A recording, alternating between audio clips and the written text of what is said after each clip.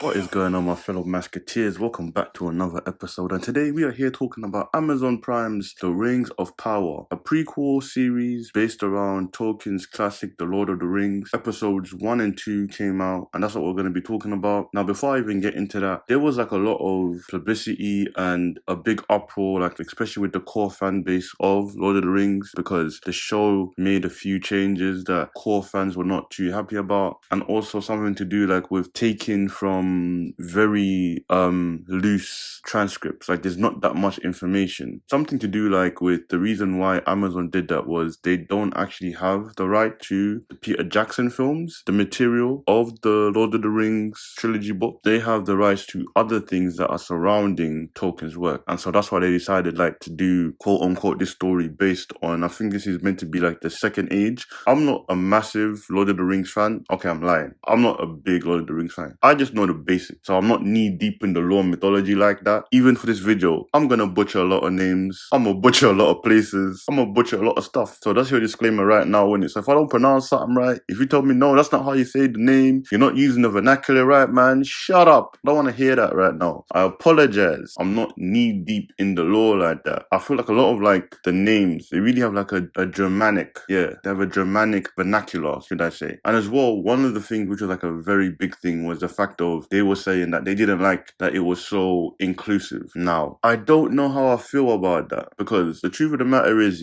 as a black man, should I feel a way that people are upset that they're adding more people of color to the work? Or should I be as a purist and say, hey, due to the fact that when Tolkien wrote these books and the world that he created, it was based off European Middle Age mythology, there's a reason why all his characters are all white. You know, you kind of, it's a very hard one to deal with. Me personally, I don't really care too much if you make it more inclusive, if you change certain people's races, as long as you don't change the character, right? Now, if the character's race is tied to the character, then that's a whole different situation. Because again, at the end of the day, everything is always down to interpretation. I know that we want to get everything as close to the source material as possible, but sometimes the source material could be outdated in that respect. But I feel like as long as you're respectful to the source material and the character's race is not an integral part of the identity, I don't see a problem with that being changed, so long as it makes sense within the narrative in which you're saying. That's where I sit on that. Now, moving forward, the 2 episodes are out. A lot happened, but at the same time, nothing happened, which is very weird. It's like very weird to say that. A lot happened, but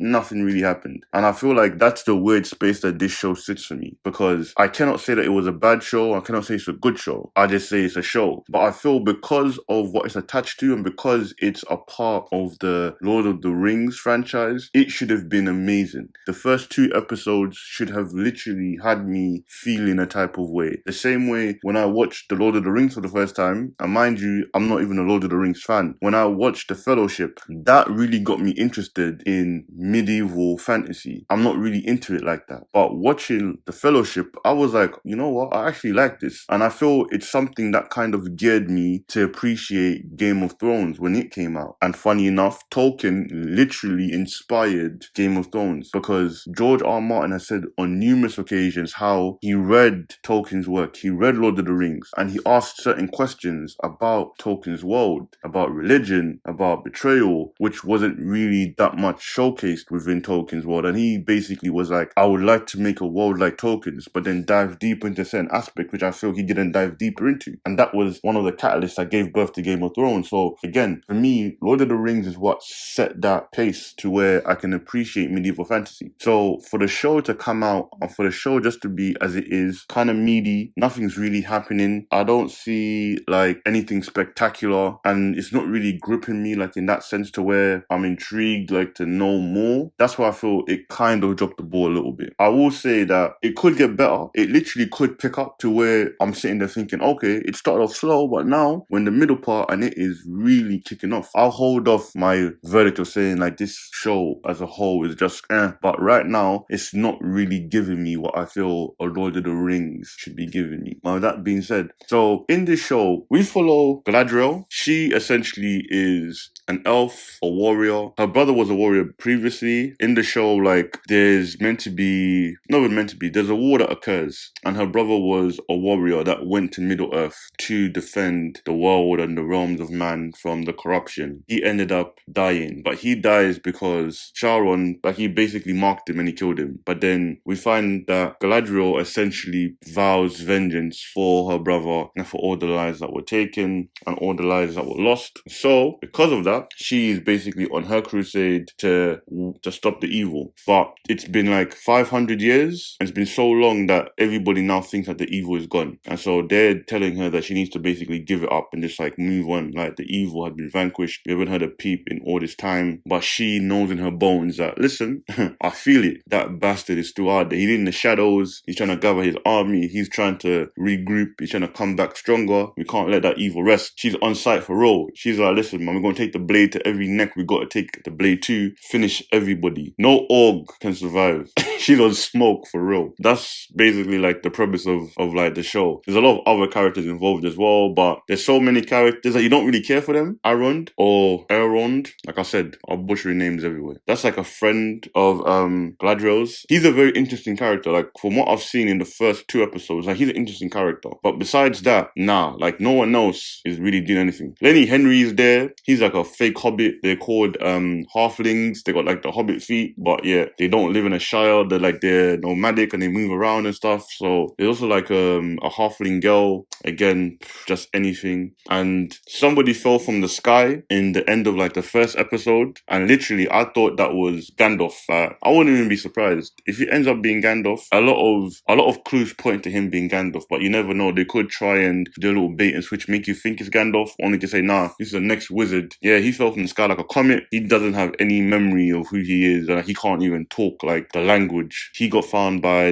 the halfling girl, and so that story is now happening, and we're trying to find out more about him. And that's really it, honestly. That's like really it. The good which I would say about this show is, yeah, they say this is the most expensive show ever made. And I can't lie to you. That's one thing which I'll say. It looks expensive. Watching this show, I thought I was watching a movie. It literally looked that good. I honestly thought I was watching a movie. Even like the beginning, where in some mountain area and Galadriel and her squad go into like some caves. One of the members encounters an ice troll or a snow troll. The troll looked good. Like, the CGI looked amazing. And I thought to myself, wow, like this is actually movie level quality. So I'll give them that. When it comes to the look of it, it looks expensive. It looks rich. The world looks amazing. Like, the world is captivating. Every part which they've shown, I've liked. So I'm definitely a fan of that. Also, the characters, again, they look good, but their personalities, you don't really care for them too much. Like, they haven't really shown anything that I've seen in the first 2 episodes. Like I said, I think the only person who has interested me, Elrond is like the most interesting character for me. So we'll see how that plays out. That's the good. Let me quickly go into the bad. You know what? Like I said before, the only bad for me is like this show isn't really doing anything. It just feels very flat. Not good, not bad, but I felt like it should give me more. In the first episode, I should care, or I should have at least some interest in what's going on. And it hasn't given me that. And I feel like that's where that's bad, especially for the franchise it's connected to. Now, the one thing which I would say is bad as well is I don't like Galadriel's characterization. I know even like she's a bad character because I like the fact that like she's noble. I like that she has a mission and she's willing to do whatever it takes to get it done. The problem with her character is that, again, it's too much of the one-man army situation. And the problem is, yeah, Lord of the Rings has shown that that's not the case. Like, you need a team, especially if you look at Peter Jackson's trilogy. No one can do it alone. It takes teamwork. And it's like in this one, she can do it all. And it's just a little bit aggravating because you think to yourself, oh God, like not this same trope all over again. It's like the Mary Sue situation. And the reason why I say it's like a Mary Sue situation is when they did that same scene when they're in the cave and the ice troll comes.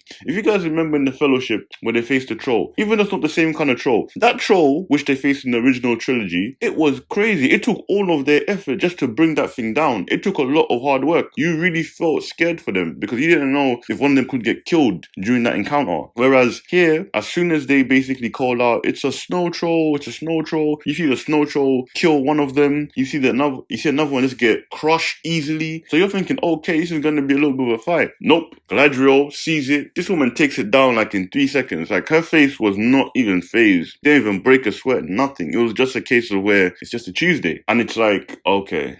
Again, you can show her being skilled. You can show all of them being skilled. You can show all of them being good fighters. But then you can clearly show that she is the most skilled fighter in her regiment. And I'm cool with that. But make it a struggle. Like, make me feel like raw, like she worked and she earned it. Instead of it just being a case of where she just does like 3 moves. She cuts his leg, then cuts its side, then stabs it in the face and it's done. Bleeding out and it's trying to get to her. She just takes out her little dagger and just stabs it in the head. And it was just like over so quickly. Like, and again, it took no effort from her. I feel like they need to do better with that part. Don't make the person overpowered, because once you do that, it's very hard for you to relate or to root for the person. That's the problem that you have with Superman. They've made him too strong in everything. Bring him down. Bring her down. Like, make her work for some of her achievements. Then it will be cool. Because like, there's even like another scene when this woman's been swimming like for 2 days. Again, she gets rescued. She can barely like even stay conscious. Like, they give her like drops of water